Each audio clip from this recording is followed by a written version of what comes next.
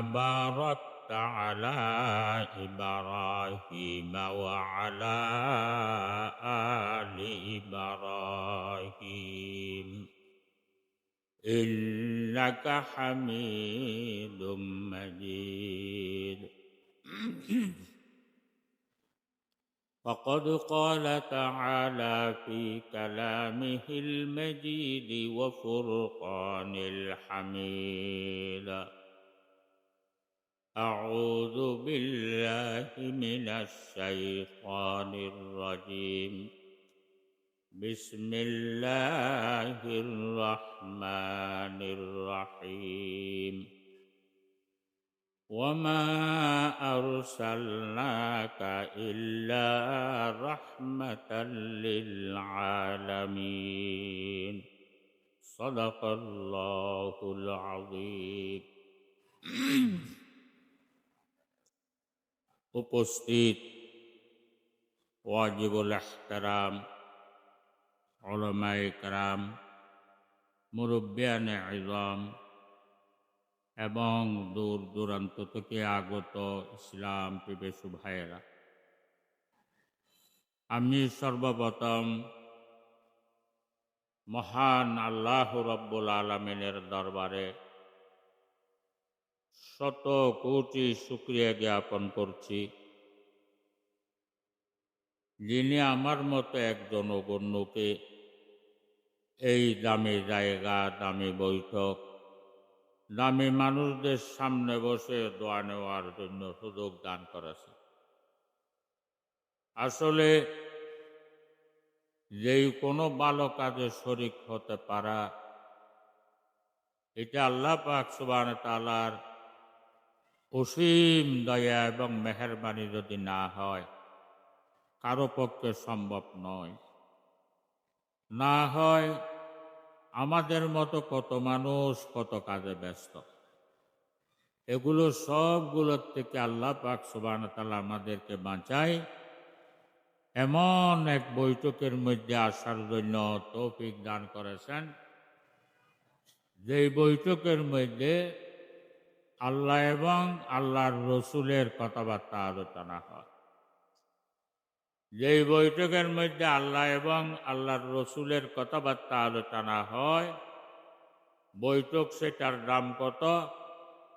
জনাব মুহাম্মদুর রাসূলুল্লাহ সাল্লাল্লাহু আলাইহি ওয়াসাল্লাম এরশাদ ফরমান, আমরা যে যতদূর থেকে এই বৈঠক পর্যন্ত এসেছি, অতদূর জায়গা আমরা বেহেশতের দিকে খাসো করে নিয়েছি।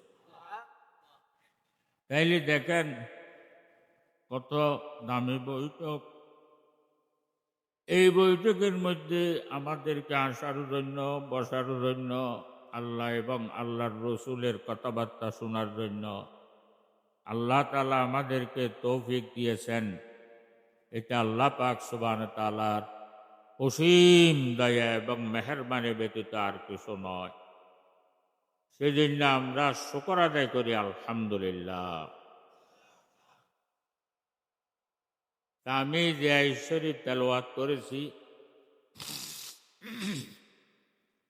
এই আয়াতের মাধ্যমে আল্লাহ পাক সুবহানাহু ওয়া তাআলা ফরমান যে আমি আমার হাবিবকে সারা দুনিয়ার জন্য রহমত হিসেবে প্রেরণ করেছি।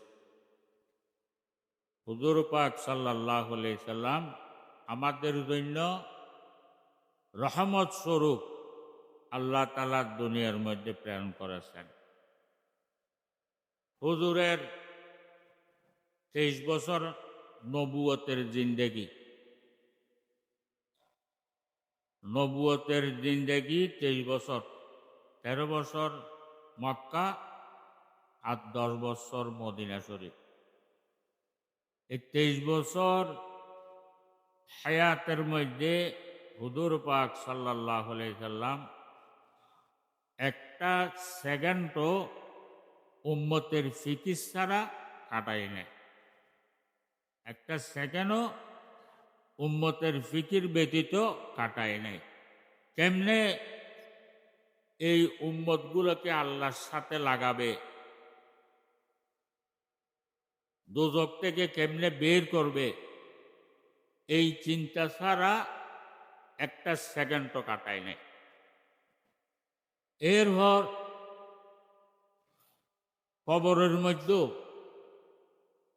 আল্লাহ তাআলা আমাদের জন্য রহমত বানিয়ে পাঠিয়েছেন। হাদিস শরীফের মধ্যে আছে,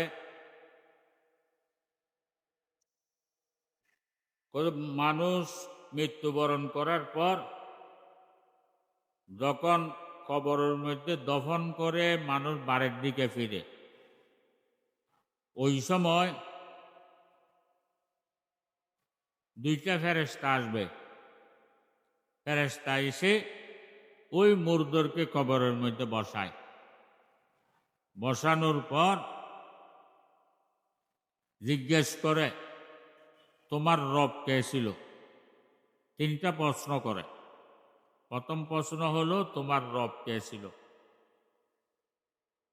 তো যারা দুনিয়ার মধ্যে আল্লাহ তাআলার হুকুম মেনে হুজুর পাক সাল্লাল্লাহু আলাইহি সাল্লামের তরিকা অনুযায়ী জীবনযাপন করেছেন, তারা সাথে সাথে উত্তর দিয়ে দিতে পারবেন, রব্বি আল্লাহ, আমাদের রব হলো আল্লাহ।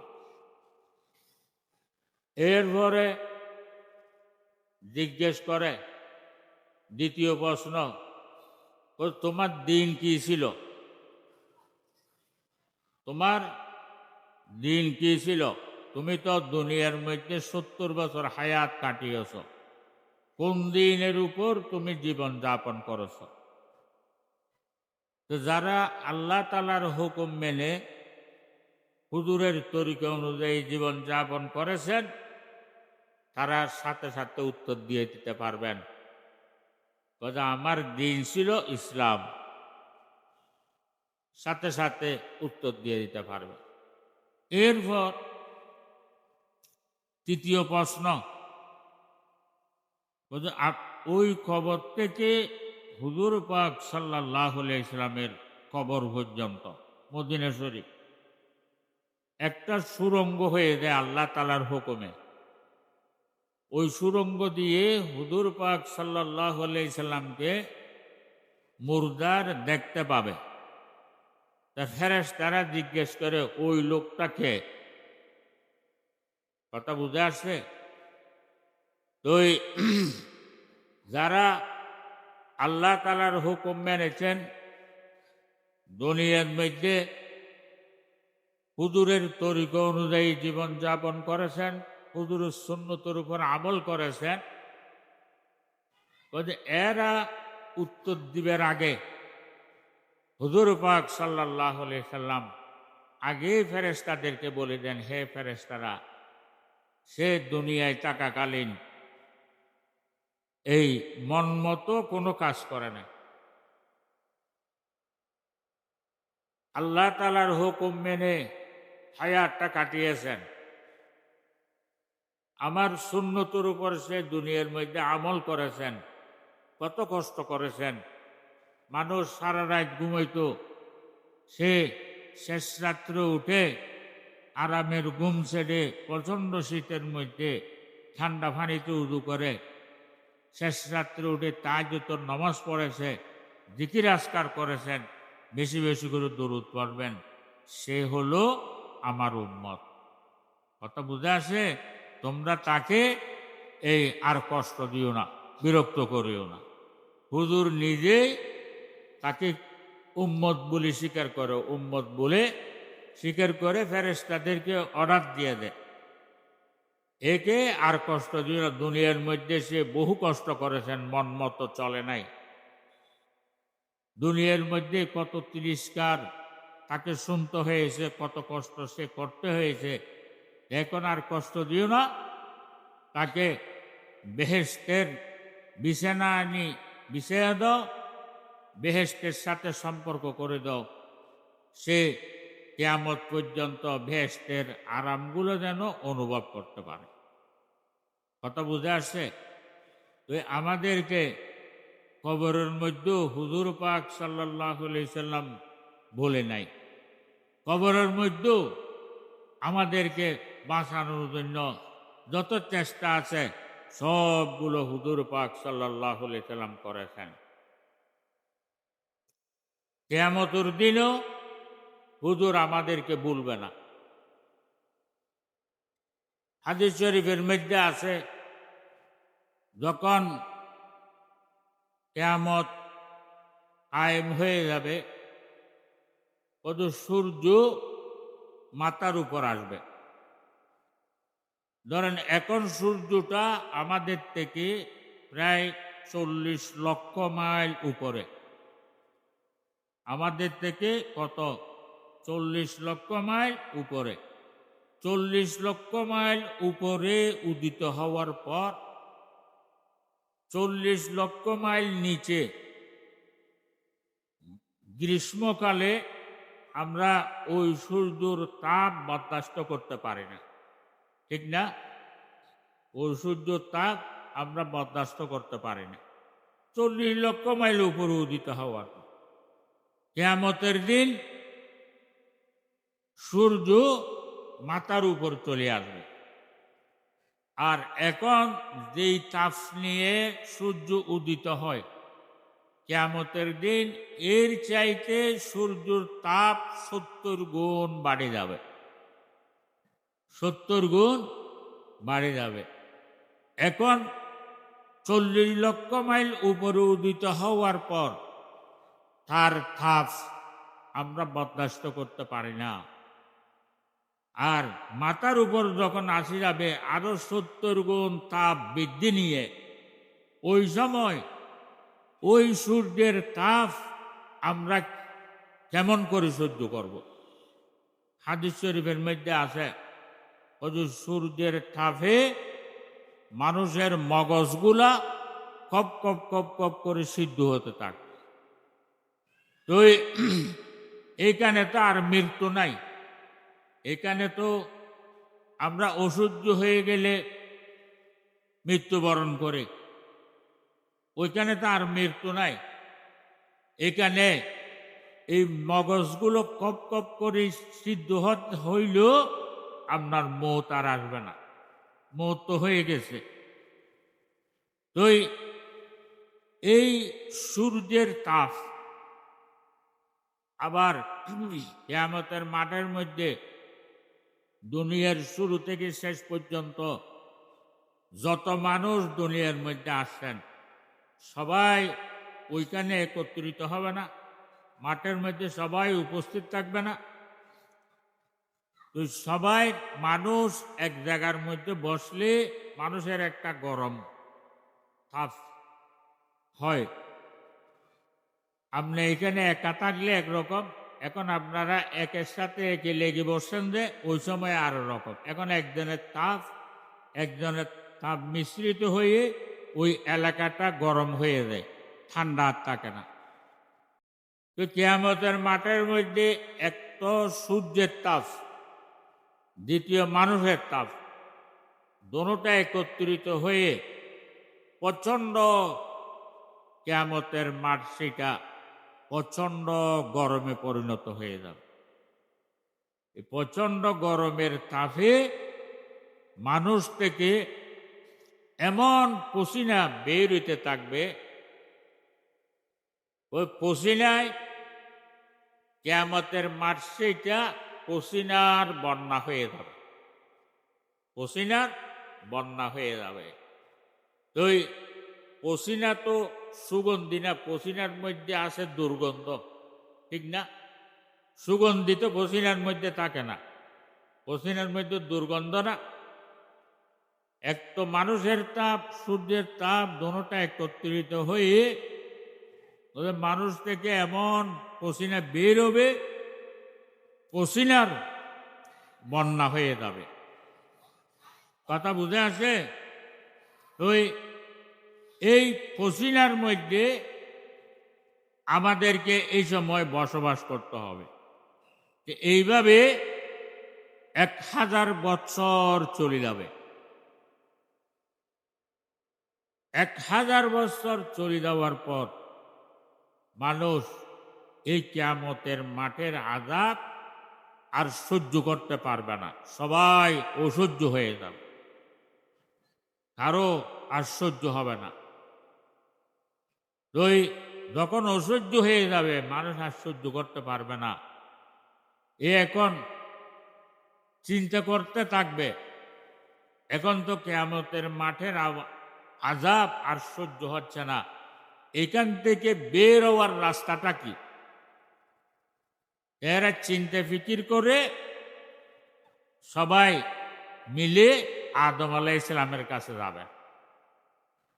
ওই যে উনি ইনসান জগতের মধ্যে প্রথম ইনসান,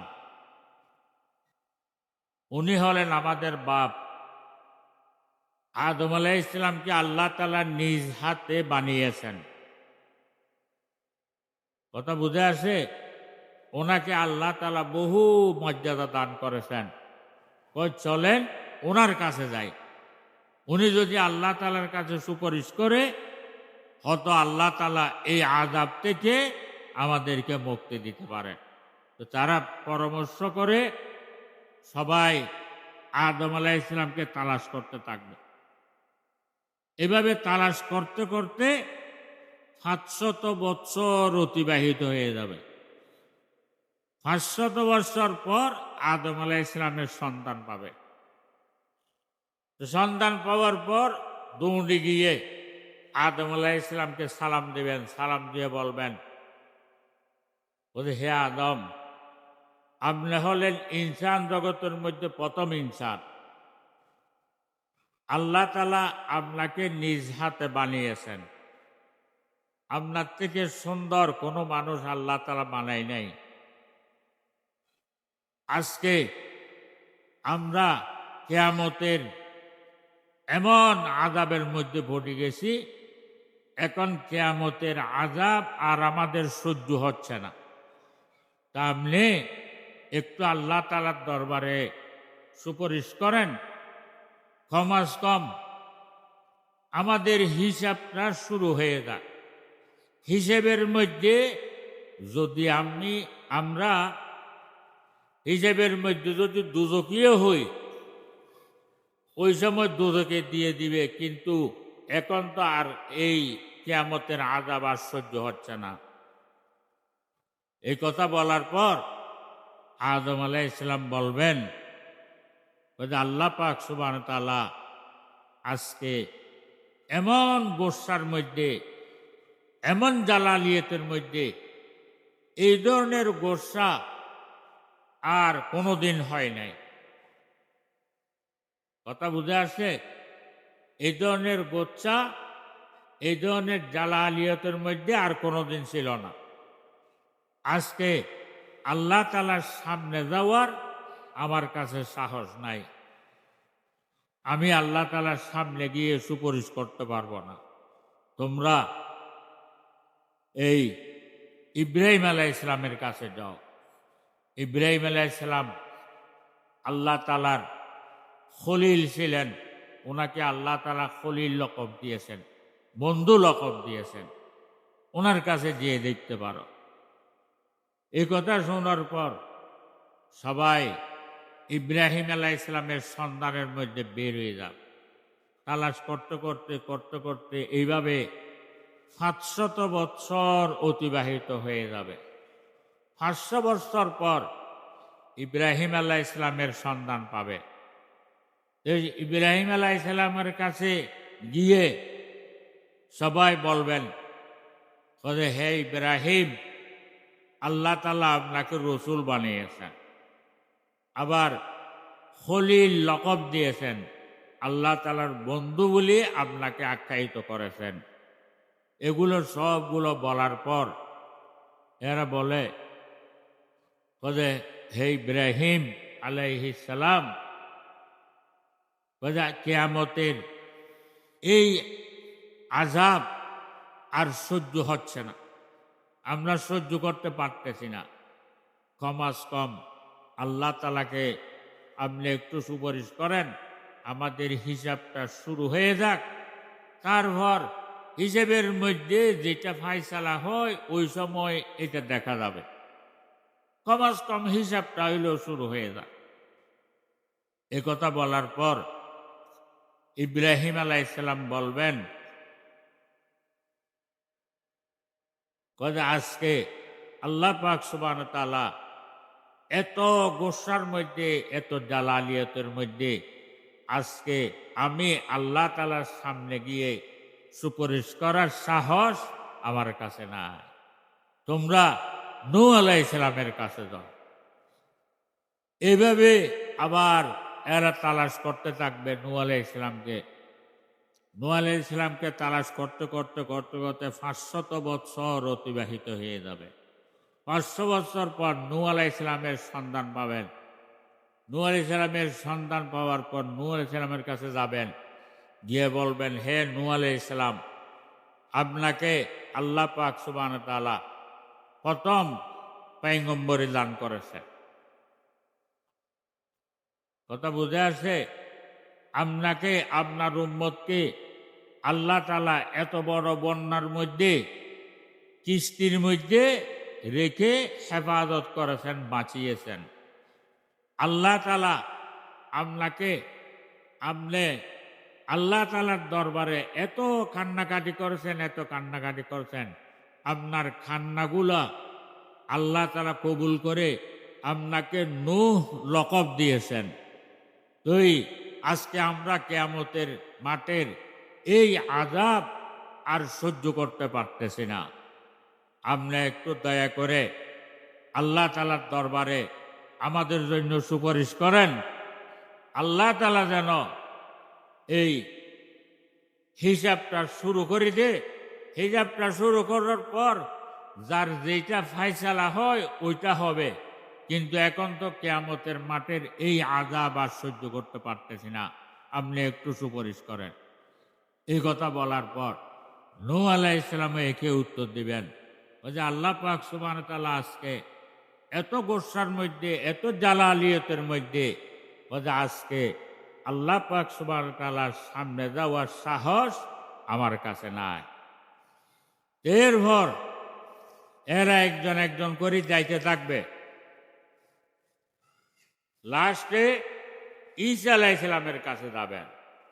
ঈসা আলাইহিস সালামের কাছে যাওয়ার পর এরা বলবেন,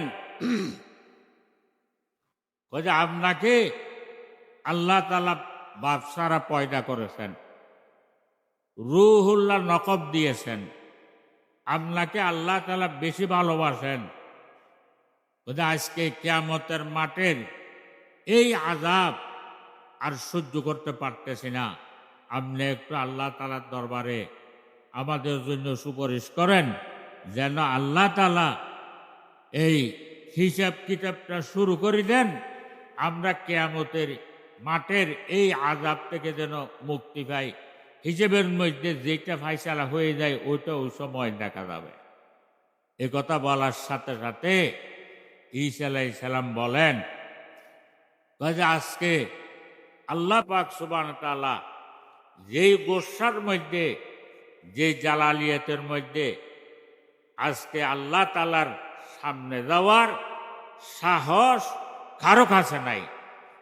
তোমরা এই দিক সেদিক ঘোরাফেরা করে সময় নষ্ট করিও না। যদি যেতে পারে শুধু একজন যাইতে পারবেন, সেটা কি? মুহাম্মদুর রাসূলুল্লাহ সাল্লাল্লাহু আলাইহি ওয়াসাল্লাম। হুজুর ছাড়া আর কেহ আল্লাহ তাআলার সামনে গিয়ে আল্লাহ তাআলার দরবারে সুপারিশ করার সাহস আর কারো কাছে নাই। তোমরা সময় নষ্ট না করে এই হুজুর কাছে যাও। ঈসা আলাইহিস সালাম এ কথা বলার সাথে সাথে হুজুরের নাম শোনার সাথে সাথে সবাই আবেগময় হয়ে গেছে। সবাই এই দৌড়াদৌড়ি আরম্ভ করে দিচ্ছে, আবেগময় হয়ে দৌড়তেছে, দৌড়তে দৌড়তে দৌড়তে দৌড়তে এভাবে 500 বছর দৌড়ার পর তারপর খবর পেয়েছেন, হুজুর পাক সাল্লাল্লাহু আলাইহি ওয়াসাল্লামের সন্ধান পেয়েছেন। সন্ধান পাওয়ার পর সবাই গিয়ে হুজুরের সামনে গিয়ে আর কথা বলতে পারতেছে না। সবাই আবেগময় হয়ে সবাই কান্না আরম্ভ করে দিয়েছেন। তো হুজুর ফরমান, তোমরা কি জন্য কাঁদতেছ সেটা যদি আমাকে না বলো আমি কেমনে বুঝবো? এমনি কানলে তো আমার বুঝে আসবে না। তো এরা বলতেছেন, ইয়া রাসূলুল্লাহি সাল্লাল্লাহু আলাইহি ওয়াসাল্লাম, আল্লাহ পাক সুবহানাহু ওয়া তাআলা আপনাকে রহমতুল্লিল আলামিন লকব দিয়েছেন, সারা দুনিয়ার জন্য রহমত বানিয়ে পাঠিয়েছেন। যে আজকে কিয়ামতের মাঠের এই আযাব আমরা আর সহ্য করতে পারতেছি না, আমাদের জন্য অসহ্য হয়ে গেছে। তা আপনি একটু আল্লাহ তাআলার দরবারে সুপারিশ করেন, বুঝে আল্লাহ তাআলা যেন এই হিসেব কিতাবটা আরম্ভ করে দেয়, কিয়ামতের এই আযাব থেকে যেন আমরা বাঁচি। হিসেবের পরে যেটা ফায়সালা হয় ওই সময় দেখা যাবে। এ কথা বলার সাথে সাথে হুজুর পাক সাল্লাল্লাহু আলাইহি সাল্লাম আর একটা সেকেন্ড সেখানে দেরি করে নাই। হুজুর উঠে এই বাইতুল মামুরের মধ্যে গেছেন, বাইতুল মামুরে গিয়ে সিজদার মধ্যে পড়ছেন। সিজদার মধ্যে পড়ে হুজুর এত কান্নাকাটি করতেছেন, এত কান্নাকাটি করতেছেন, এত কান্নাকাটি করতেছেন, পরে হুজুরের চোখ থেকে পানি এই নদীর মতো ভাসতেছে। এইভাবে কাঁদতে কাঁদতে কাঁদতে কাঁদতে আল্লাহ পাক সুবহানাহু ওয়া তাআলা ডাক দিয়েছেন, ইয়া মুহাম্মদ ইরফা রাসাকা, বলে হে মুহাম্মদ মাথা উঠাও। ও তুমি কি জন্য কাঁদতেছ আমাকে বলো, তোমার কান্না তো আমি সহ্য করতে পারি না। কথা বুঝে আসছে? তোমার কান্না, আপনার কান্না তো আমি সহ্য করতে পারি না। মাথা উঠান, কি জন্য কাঁদতেছেন আমাকে বলেন। তো হুজুর বলতেছেন, ইয়া বারি তাআলা, কিয়ামতের মাঠের এই আযাব আপনার বান্দারা সহ্য করতে পারতেছে না, সবার জন্য অসহ্য হয়ে গেছে। তো এই হিসেব কিতাবটা শুরু করা যায়। এ কথা বলার সাথে সাথে আল্লাহ পাক সুবহানাহু ওয়া তাআলা বলেন, ঠিক আছে আমি হিসেব শুরু করতেছি। ফেরেশতাদেরকে অর্ডার দিলেন, এই হিসেব কিতাবের জন্য তোমরা সবগুলা এই লাইন করো। তা আল্লাহ তাআলার যে কোনো কাজ কোন বলতে ফায়াকুন হয়ে যায়, দেরি হয় না। তুই অর্ডার দেওয়ার সাথে সাথে ফেরেশতারা রেডি করে ফেলছে। পুরা কিয়ামতের মাঠ সেটাকে সমান করে ফেলছে। কেন? কোনো পাহাড় গর্ত কিছু থাকবে না। যেমন পাহাড়ের চূড়ায় গিয়ে যেন কেহ লুকাই থাকতে না পারে, গর্তের মধ্যে কেহ লুকাই থাকতে না পারে, সেজন্য কিয়ামতের মাঠ সেটাকে সমান করে ফেলবে। এরপর এই কিয়ামতের মাঠের চারপাশে ফেরেশতারা বেষ্টনী দিবে, ফেরেশতারা বেষ্টনী দিবে। এই প্রথম একটা বেষ্টনী, এরপর আরেকটা, এরপর আরেকটা, এইভাবে 7টা বেষ্টনী দিবে। যেন কিয়ামতের মাঠের মধ্যে যে মানুষগুলো আছে এদের মানে কল্পনার মধ্যে এটা না আসে আমি ফাঁকে ফুঁকে কিয়ামতের মাঠ থেকে বের হয়ে যাব, এই ধরনের যেন কারো দিলের মধ্যে না আসে। সেজন্য ফেরেশতাদের বেষ্টনী, আর ফেরেশতারা কত শক্তিশালী, কথা বুঝে আসছে? আমাদের যত মানুষ আছে সবাই মিলেও একজন ফেরেশতার সাথে মোকাবেলা করা সম্ভব হবে না। ফেরেশতারা অত শক্তিশালী।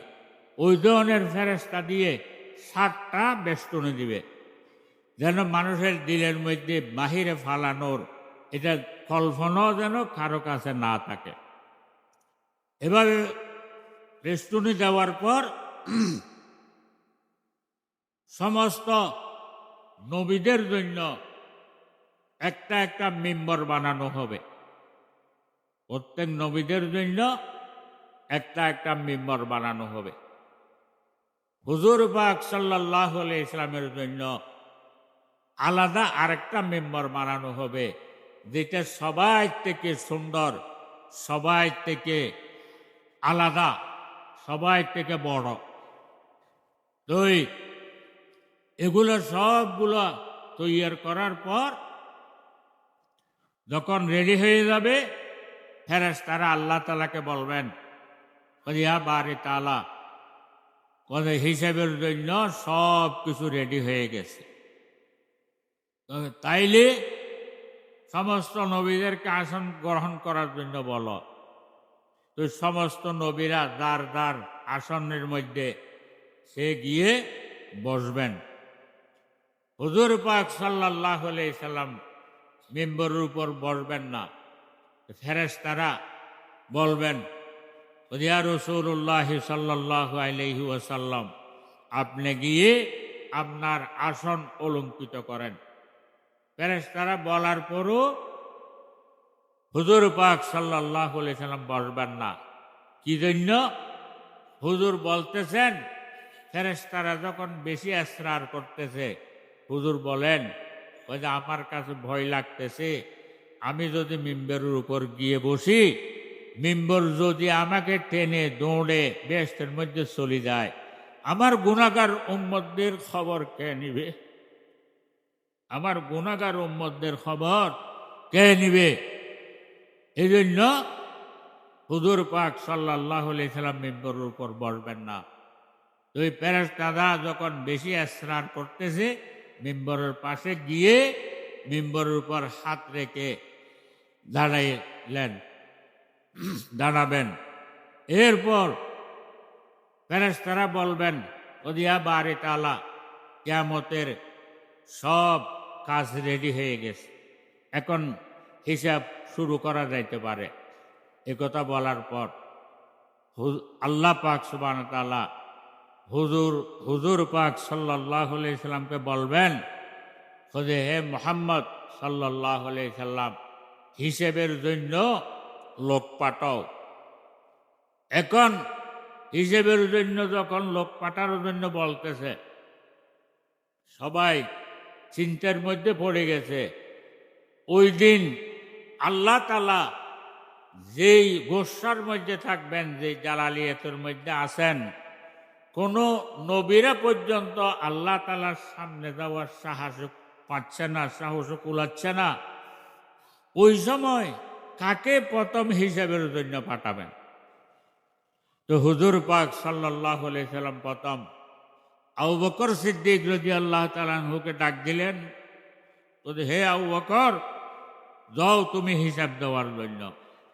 আবু বকর সিদ্দিক রাদিয়াল্লাহু তাআলা আনহু বলেন, ইয়া রাসূলুল্লাহ সাল্লাল্লাহু আলাইহি ওয়াসাল্লাম, আমি দুর্বল মানুষ, কমজোর মানুষ, যেখানে সমস্ত নবীরা পয়গম্বররা আল্লাহ তাআলার সামনে যাওয়ার সাহস করতেছে না, আমি দুর্বল কমজোর মানুষ, আমি কিভাবে হিসেব দেওয়ার জন্য যাব?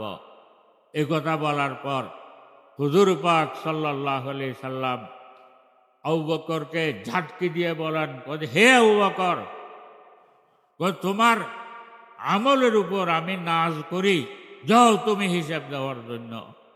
এই কথা বলার পর আবু বকর সিদ্দিক রাদিয়াল্লাহু তাআলা আনহু এই কেঁপে কেঁপে সামনের দিকে গিয়ে হুজুর পাক সাল্লাল্লাহু আলাইহি সাল্লামের অনুসরণ করে সিজদার মধ্যে গিয়ে পড়ছে। সিজদার মধ্যে পড়ার সাথে সাথে আল্লাহ তাআলা ডাক দিয়েছে, হে আবু বকর, ইরফা রাসাকা, মাথা উঠাও, এটা সিজদার জায়গা না, এটা হিসেবের জায়গা, আমল কি আনছো দেখো।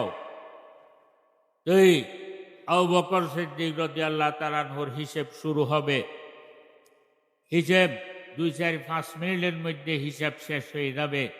আবু বকর সিদ্দিক রাদিয়াল্লাহু তাআলা আনহু হিসেবের মধ্যে পাশ হয়ে যাবে। এরপর হুজুর পাক সাল্লাল্লাহু আলাইহি সাল্লাম ওমরকে পাঠাবেন।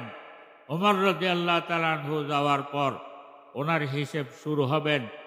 5 মিনিটের মধ্যে ওনার হিসেবও শেষ হয়ে যাবে।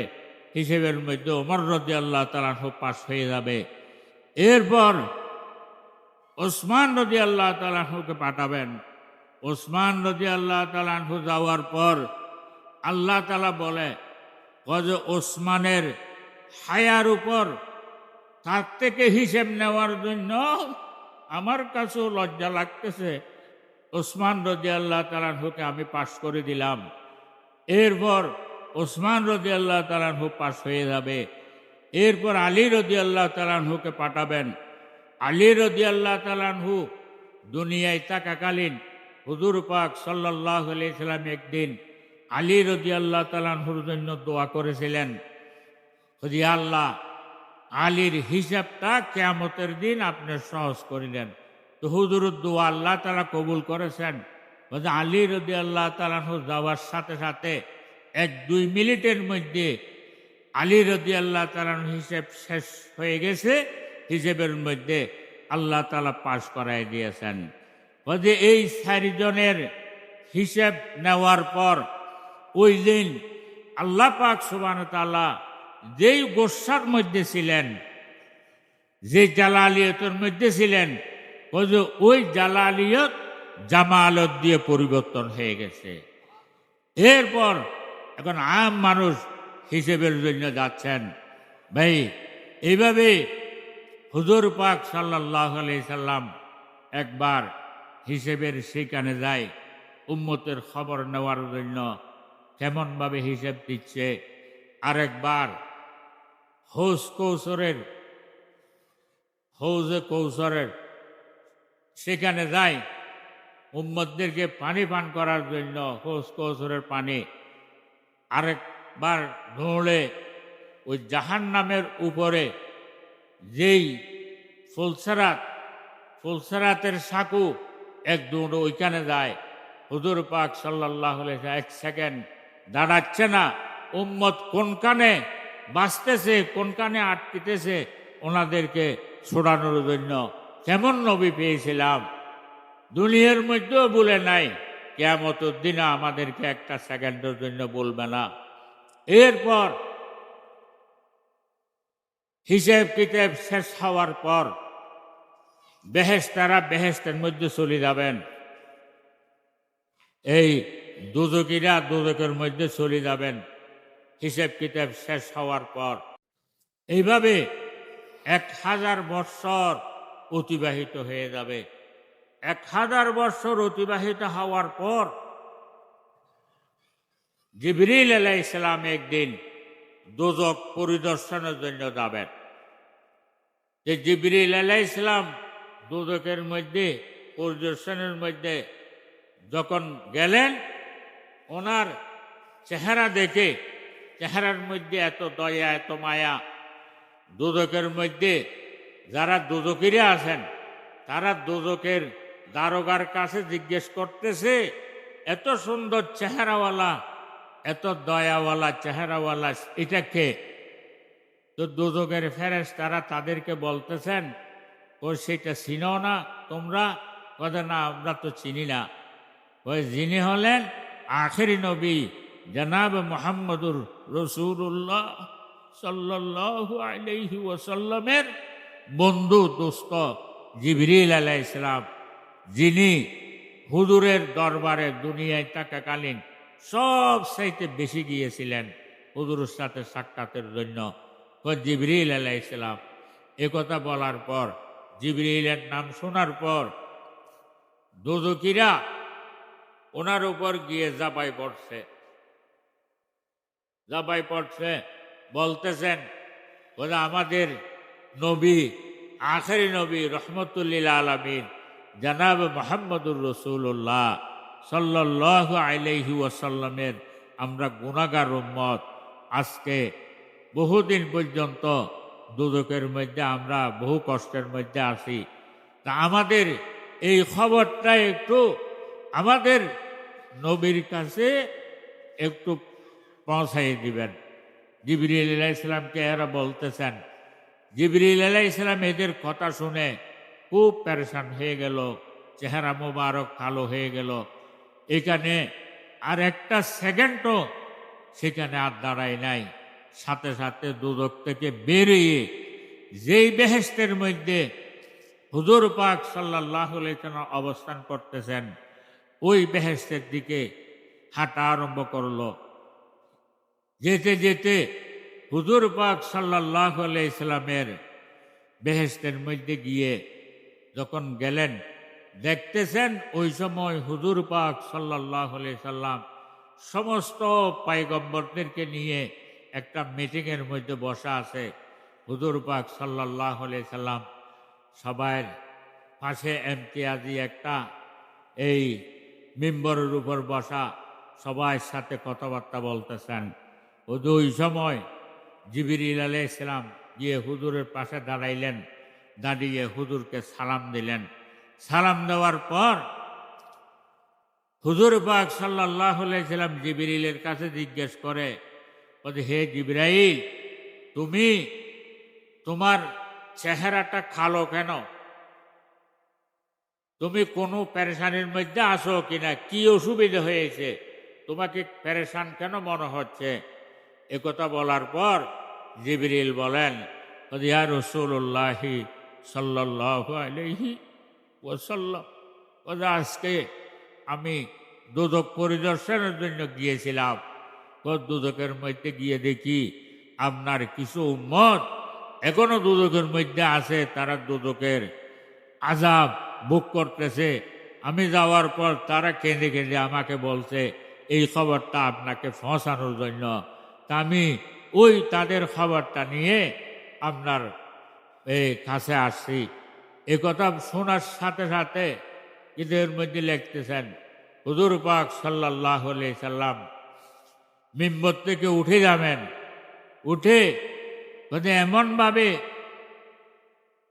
এই দৌড় দিবে, মাথার থেকে মাথার তাজ পর্যন্ত পড়ে যাবে, গিয়ে সেইটার মধ্যে পড়বে। সেইটার মধ্যে পড়ে হুজুর পাক সাল্লাল্লাহু আলাইহি সাল্লাম এমন কান্না আরম্ভ করে দিবেন, কেঁদে কেঁদে বলবেন, ইয়া বারি তাআলা, আমার উম্মত দুনিয়ায় থাকাকালীন তারা দাড়ি রেখেছিলেন, মানুষ তাদেরকে ঘৃণা করেছেন, খারাপ বলেছেন। মাথায় টুপি দিয়েছিলেন, মানুষে তাদেরকে খারাপ নজরে দেখত। লম্বা জামা পরেছিলেন, তাদেরকে মানুষে হিংসা করত। এই শেষ রাত্রে সবাই আরামের ঘুমোচ্ছে, তারা শেষ রাত্রে উঠে তাহাজ্জুদের নামাজ পড়তো, 12 জিকির করত, আপনার দরবারে কান্নাকাটি করত। ও দুনিয়ার মধ্যেও তারা আরামে থাকতে পারে নাই, দুনিয়ার মধ্যেও তারা কষ্টতে ছিলেন।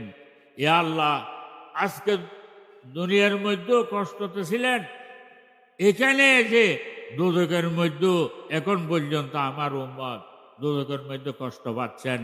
ইয়া আল্লাহ, এই কাঁদতেছেন। কাঁদার সাথে সাথে আল্লাহ তাআলা ডাক দিলেন, এ মুহাম্মদ ইরফা রাসাকা, হে মুহাম্মদ তোমরা মাথা উঠাও, তোমার কান্না আমি সহ্য করতে পারি না, তোমার চোখের পানি বন্ধ করো।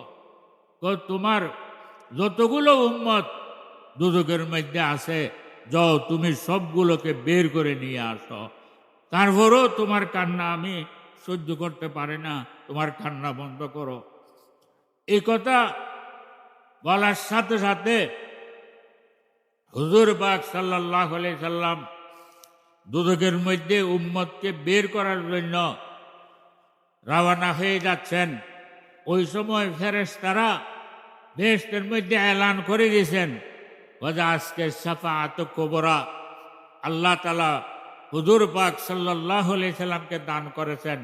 হুজুর এখন এই দুদকের মধ্যে যাবেন উম্মতদেরকে বের করার জন্য।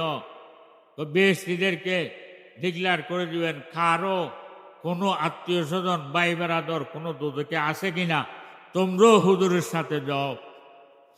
ওই কিতাবের মধ্যে লিখতেছেন, ওই সময় হুজুর পাক সাল্লাল্লাহু আলাইহি সাল্লাম সমস্ত নবীদেরকে, সমস্ত বড় বড় ওলি বুজুর্গ সবগুলোকে সাথে নিয়ে বিরাট জম্মে গফির বেহেশতি লেবাস নিয়ে দোজখের দিকে রওনা হয়ে যাবে।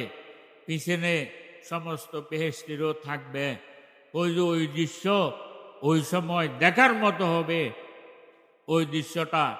তো হুজুর পাক সাল্লাল্লাহু আলাইহি সাল্লাম দোজখের মধ্যে গিয়ে কোনো চিন্তা ফিকির ছাড়া উম্মতের জন্য দোজখের মধ্যে ঝাঁপ দিবেন, আগুনের মধ্যে ঝাঁপ দিবেন। ওই দোজখের ফেরেশতারা বলবেন, ইয়া রাসূলুল্লাহ সাল্লাল্লাহু আলাইহি ওয়াসাল্লাম, আপনার কি প্রয়োজন আমাদেরকে বলেন, আপনি কেন ঝাঁপ দিলেন? আপনি যদি কষ্ট পাইতেন আমাদের কি অবস্থা হবে আপনি যদি কষ্ট পান? হুজুর ফরমান, এই আমার উম্মত যেগুলো দোজখের মধ্যে এখনো আযাব ভোগ করতেছে, কষ্ট পাইতেছে, তাদেরকে আমি বের করার জন্য আসছি, তাদেরকে একটু বের করে দাও। এভাবে খোঁজ নিয়ে নিয়ে যতগুলো উম্মত হুজুরের এই দোজখের মধ্যে ছিল সবাইকে বের করতেছে, সবাইকে বের করতেছে। ওই সময় অন্য বেহেশতিরা বলবেন, ইয়া রাসূলুল্লাহ সাল্লাল্লাহু আলাইহি সাল্লাম, আমি দুনিয়ায় থাকাকালীন এই লোক এমনি গুনাহগার, নামাজ কালাম পড়তো না, কিন্তু আমাকে মোহাব্বত করতো। মাঝে মাঝে আমাকে একজন আলেম বলতেছে, আমাকে মাঝে মাঝে চা পানি খাওয়াইতো। হুজুর পাক সাল্লাল্লাহু আলাইহি সাল্লাম বলেন, তাকেও বের করে দাও। এভাবে আরেকজন বলবে, আমি একদিন যাওয়ার সময় আমাকে সালাম দিয়েছিল। হুজুর ফরমাবেন, তাকেও বের করে দাও। এইভাবে বের করতে করতে ওই সময় আর কোন মুসলমান হুজুরের জানা মতে দোজখের মধ্যে আর থাকবে না। ওই সময় আল্লাহ তাআলার কাছে হুজুর বলবেন, ইয়া বারি তাআলা, সবাইকে আমি বের করে ফেলছি। আল্লাহ তাআলা বলবেন, আরো তালাশ করো। এরপরে আলো তালাশ করবে। তালাশ করতে করতে যদি লাস্ট পর্যায়ে গিয়ে একদম আরো খোঁজ নিয়ে যা পাইছে সবগুলো বের করে ফেলবে। এরপর আল্লাহ তাআলাকে বলবেন, ইয়া বারি তাআলা, সবগুলো আমি বের করে ফেলছি। আল্লাহ তাআলা বলবেন, আরো চেক করো।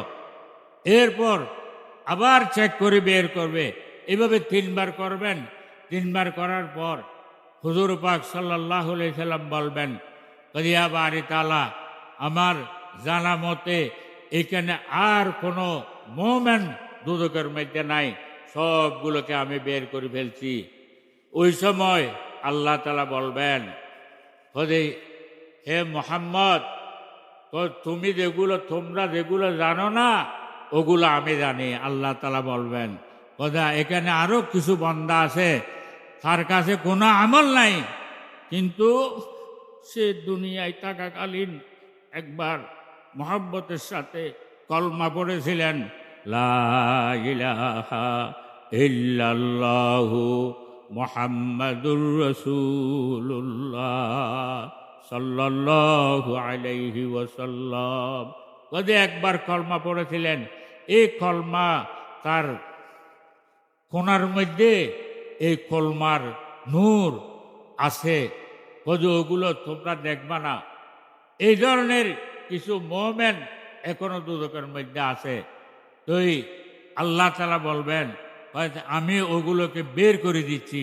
তো আল্লাহ তাআলা নিজে এই খোঁজ, এইভাবে খোঁজ বানিয়ে এই দোজখ থেকে 3টা খোঁজ এইভাবে উঠাই দেবে, দোজখের বাইরে মেলা দেবে, যারা বেহেশতে যায় পড়ে যাবে। আল্লাহ যত বড়, আল্লাহর খোঁজ অত বড় না। কথা বুঝে আছে? ওইভাবে 3 খোঁজ যাদের দিলের মধ্যে 1 জররা বরাবর ঈমান আছে, একবার কলমা পড়ছে, একবার আল্লাহ তাআলাকে একবার এক খোদা স্বীকার করছে, হুজুরের নবুয়তের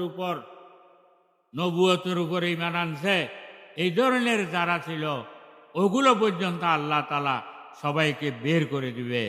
তুই ভাই যেই নবী আমাদেরকে দুনিয়ার মধ্যেও একটা সেকেন্ডের জন্য বলে নাই, খবরের মধ্যেও বলে নাই, হাসরের মাঠও বলে নাই, দোজখের মধ্যে যতক্ষণ ছিলাম একটা ফিকির কেমনে উম্মতকে দোজখ থেকে বের করবে, দোজখের আযাব থেকে রেহাই দিবে। এই এত দয়ার নবী, এত বড় উম্মত পেয়ারা নবী, ভাই আকল বুদ্ধি যুক্তি চায় না। ওনার রেখে যাওয়ার নামাজটা পড়া, ওনার সুন্নতের উপর আমল করা, ওনার তরিকা অনুযায়ী হায়াতটা কাটা, ওনার উপর বেশি বেশি করে দরুদ পড়া, এগুলো আকল বুদ্ধি যুক্তি চায় না। যেই নবী আমাদেরকে শেষ নিঃশ্বাস পর্যন্ত একটা সেকেন্ডের জন্য বলে নাই, আমরা কি করে বললাম? সেজন্য বাবারা বেশি আবাদত করতে পারে বা না পারে, কমাস কম 5 ওয়াক্ত নামাজ ওয়াক্ত মতো পড়ার জন্য আমরা সবাই চেষ্টা করব।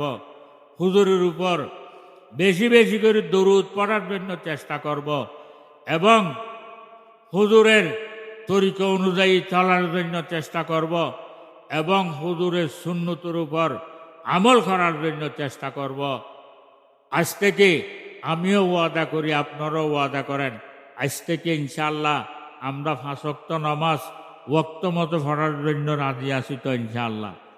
আল্লাহ তাআলা সবাইকে 5 ওয়াক্ত নামাজ ওয়াক্ত মতো পড়ার জন্য তৌফিক দান করুক এবং হুজুরের সুন্নতের উপর আমল করার জন্য তৌফিক দান করুক এবং হুজুরের তরিকা অনুযায়ী হায়াতটা কাটানোর জন্য তৌফিক দান করুক। ওয়াখির দাওয়ানা আলহামদুলিল্লাহি রাব্বিল আলামিন। এই আরেকটা এলান শুনি, আগামী জানুয়ারি মাসের 16 তারিখ আমাদের নানপুর মাদ্রাসার বুখারী শরীফের খতমের দোয়ার মাহফিল। আপনারা সবাইকে দাওয়াত দেওয়া গেল। এখানে